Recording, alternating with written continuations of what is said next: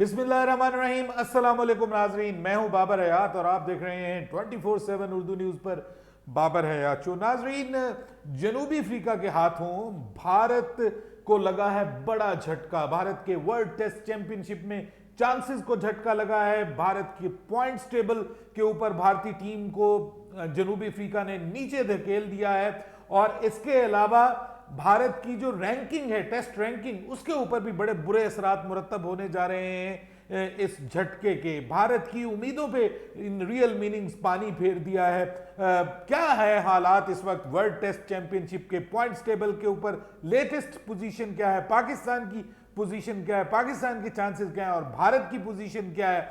इसके अलावा जनूबी अफ्रीका क्या करने जा रहा है वर्ल्ड टेस्ट चैंपियनशिप के पॉइंट्स टेबल के ऊपर? और विराट कोहली को लेकर के खासा क्रिटिसिज्म किया जा रहा है, जो कुछ उन्होंने डीआरएस को लेकर के जिस तरह से उन्होंने किया। दूसरी जानिब अंपायरिंग के ऊपर भी बड़े सवालात उठ रहे हैं कि जिस तरह की जो अंपायरिंग वहां पर देखने को मिली है और डीआरएस वाला इशू भी खासा उठा हुआ है इस वक्त उस पर आईसीसी ने भी अपना नुक्ता नज़र जारी कर दिया है। इन तमाम मौज़ूआत पर हम आज के इस प्रोग्राम में गुफ्तगू करेंगे, जबकि मोहम्मद रिजवान ने विराट कोहली के हवाले से बड़ा बयान जारी किया है। उनका क्या कहना है विराट कोहली के हवाले से, और फिर जो T20 वर्ल्ड कप में विराट कोहली के साथ उनकी जो बातचीत हुई है उस पर उन्होंने क्या कहा है।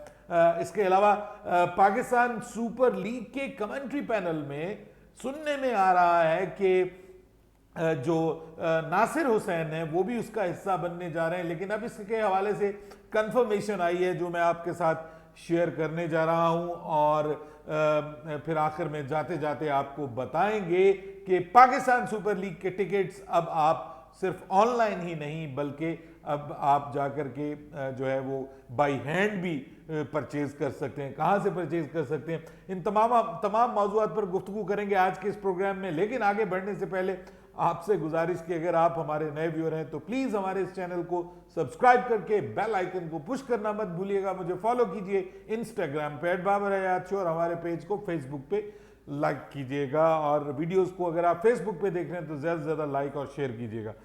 तो जनाब, आज का सबसे बड़ा वाकया तो हो गया जनाब, और वो वाकया है भारत की जनूबी अफ्रीका के हाथों तीसरे टेस्ट मैच में शिकस्त। और यूं ये मैच हार कर भारत की उम्मीदों को बहुत बड़ा झटका लगा है। भारतीय क्रिकेट फैंस बहुत निराश हैं इस वक्त भारतीय टीम के साथ, क्योंकि ये वो सीरीज थी जिसके बारे में इवन मैं भी ये सोच रहा था कि भारतीय टीम जिस पोजीशन में है और जितना अच्छा टेस्ट मैचेस वो खेल रहे हैं, रिसेंटली भी उन्होंने खेला है इंग्लैंड में भी, फिर ऑस्ट्रेलिया में भी, तो भारतीय टीम इस बार एक कारनामा सरंजाम देने की तरफ जा रही है। और मुझे लग रहा था कि भारतीय टीम इस बार ये हिस्ट्री क्रिएट कर देगी, क्योंकि अभी तक भारत ने जनूबी अफ्रीका को जनूबी अफ्रीका में टेस्ट मैचेस में शिकस्त नहीं दी।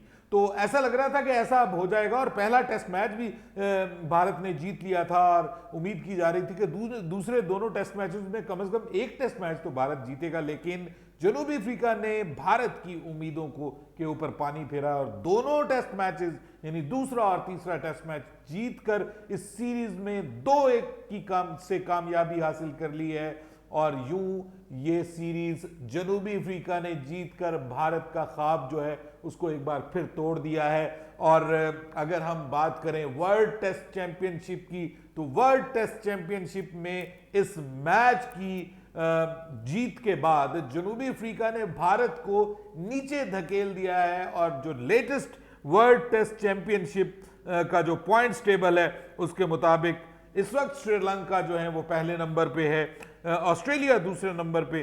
श्रीलंका 100% मैचेस जीतकर और ऑस्ट्रेलिया 83% मैचेस जीतकर।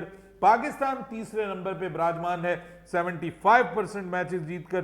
साउथ अफ्रीका जो है वो 66.66 पॉइंट्स परसेंटेज के साथ अब चौथे नंबर पे आ गई, और चौथे नंबर पे मौजूद भारत की टीम जो है उसको बड़ा झटका लगा है परसेंटेज वाइज भी। 49.07% के साथ भारत अब 5वें नंबर पे, न्यूजीलैंड 6ठे नंबर पे, बांग्लादेश 7वें पे, वेस्ट इंडीज 8वें पे, और बिलीव यू मी दुनिया में क्रिकेट को इजाद करने वाली टीम इंग्लैंड इस वक्त 10वें नंबर पे है। ये सिचुएशन चल रही है। इंग्लैंड के 10.41% है जो एशेज में इंग्लैंड के साथ हुआ है कि 3 मैचेस हारे, 1 ड्रॉ। क्या आखिरी मैच में कुछ कर पाएगी इंग्लैंड?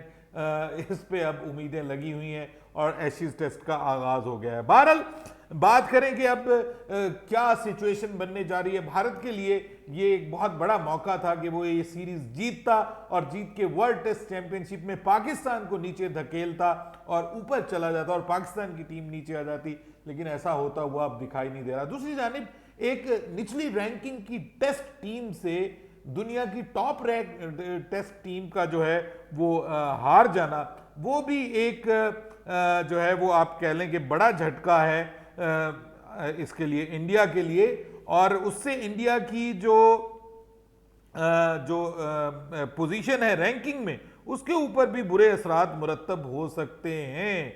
ये भी प्रॉब्लम बनने जा रहा है भारत के लिए। So things are not going in right direction for India right now. लेकिन बात यह है कि अभी खैर वर्ल्ड टेस्ट चैंपियनशिप तो खासी पड़ी है और इंडिया को होम सीरीज भी अभी इंडिया के पास है, तो इंडिया अपनी होम सीरीज जो है उनमें क्लीन स्वीप्स वगैरह करके तो इंडिया मेक अप कर सकता है अपनी इस मामले को। दूसरी जानिब इस टेस्ट मैच में, तीसरे टेस्ट मैच में कुछ कंट्रोवर्सीज भी क्रिएट हुई हैं और विराट कोहली को लेकर के कुछ क्रिटिसिज्म भी किया गया, क्योंकि गुज़िश्ता रोज पहली कंट्रोवर्सी उस वक्त क्रिएट हुई जब डीन एल्गर को जो है वो अश्विन ने एक बॉल की और उसके ऊपर उन्होंने अपील की और वो दिखाई ऐसा ही दे रहा था कि ये जो है वो सीधा सीधा एलबीडब्ल्यू है, लेकिन जब जो अंपायर है उसने भी इसको आउट दे दिया। लेकिन जब रिव्यू लिया जनूबी अफ्रीकी बल्लेबाज ने, तो जब उन्होंने रिव्यू लिया तो रिव्यू में डीआरएस जो है उसने हैरानकुन तौर पर जो है वो मिस कर दिया स्टंप्स को, जो कि कहीं भी मिस होते हुए दिखाई नहीं दे रहे थे। अच्छा खासा मतलब अच्छे खासे फासले से मिस किया। तो इस पे जो है वो विराट कोहली जो है वो हैज लॉस्ट हिज कूल और वो तो बाकायदा स्टंप माइक के करीब आके उन्होंने कहा कि जनाब ये हमारे ऊपर ही जो है वो आप फोकस कर रहे हैं, अपनी टीम के ऊपर भी फोकस करें। इवन जो कैमरामैन है वो भी हमें ही दिखाते हैं जब हम बॉल को शाइन कर रहे होते हैं, तो अपनी टीम को भी दिखाएं। और फिर आवाज ये भी उठी कि भारत के खिलाफ 11 लोगों के खिलाफ पूरा मुल्क खेल रहा है इस वक्त, और उन्होंने मतलब कुछ नाजेबा अल्फाज भी इस्तेमाल किए कैमरा मैन के खिलाफ। तो इस पे फिर इवन गौतम गंभीर ने भी आगे कहा कि ये बिल्कुल बचगाना हरकत है और ये मेच्योरिटी नहीं शो की बतौर एक कप्तान के। और मैं भी ये मानता हूं कि ठीक है, गुस्सा होता है इंसान जब इस तरह का इंपॉर्टेंट मैच हो, आपके लिए एक बड़ा मौका हो और उसके ऊपर इस तरह की हरकत जब आप करते हैं तो ऑब्वियसली ये ड्यूरिंग द मैच हो जाता है। लेकिन being a captain and being a player of such grandeur, ये बड़ा अजीब सा लगता है।